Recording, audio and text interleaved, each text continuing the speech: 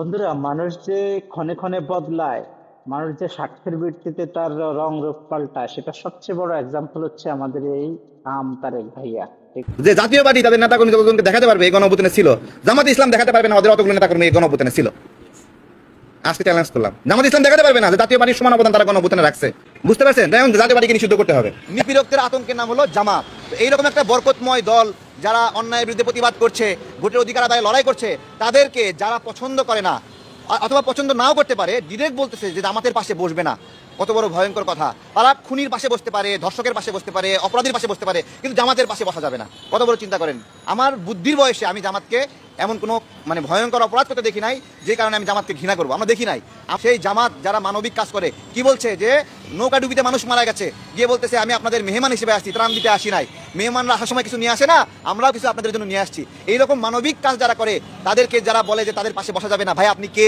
আমার প্রশ্ন কি, আপনার পরিচয় কি? আপনি কোন হনু? আপনার এই তারেক ইদানিং কিন্তু খুবই ভয়ঙ্কর একটা কথা বলে। সে সরাসরি দুর্নীতিবাজদের প্রমোট করেছে এবং দুর্নীতিবাজদের পক্ষ নিয়ে সে বলেছে যে যারা দুর্নীতি করে, 100-200 কোটি টাকা দুর্নীতি করে, তারাই 200 কোটি টাকা বা 100 কোটি টাকা দুর্নীতি করে তারা বাংলাদেশে একটা ফ্যাক্টরি খুলবে, বাংলাদেশে বিজনেস করবে, সেখান থেকে সেখানে অনেক অনেকের কর্মসংস্থান হবে। কিন্তু বিদেশি কোম্পানিদেরকে যদি কি কোড দেওয়া হয়, বিদেশি কোম্পানিদেরকে কাজ দেওয়া হয়, তাহলে সেগুলো সব বিদেশেই চলে যাবে। এইভাবে বলে কিন্তু সে বাংলাদেশের বর্তমান দুর্নীতিবাজ অথবা আপকামিং দুর্নীতিবাজদের কিন্তু সে পক্ষ নিয়ে নিয়েছে এবং তাদেরকে সমর্থন দিয়ে দিয়েছে। আমি একটু ভেবে পাই না যে এই তারিখ, এই সাহসী একটা ছেলে, যে 5 আগস্টের আগে যে শেখ হাসিনার জন্য একটা ত্রাস ছিল, খুবই ভয়ঙ্কর ছিল শেখ হাসিনার জন্য, কোনো ভয় পেত না, ঠিক আছে, সব কথা অকপটে বলে দিত।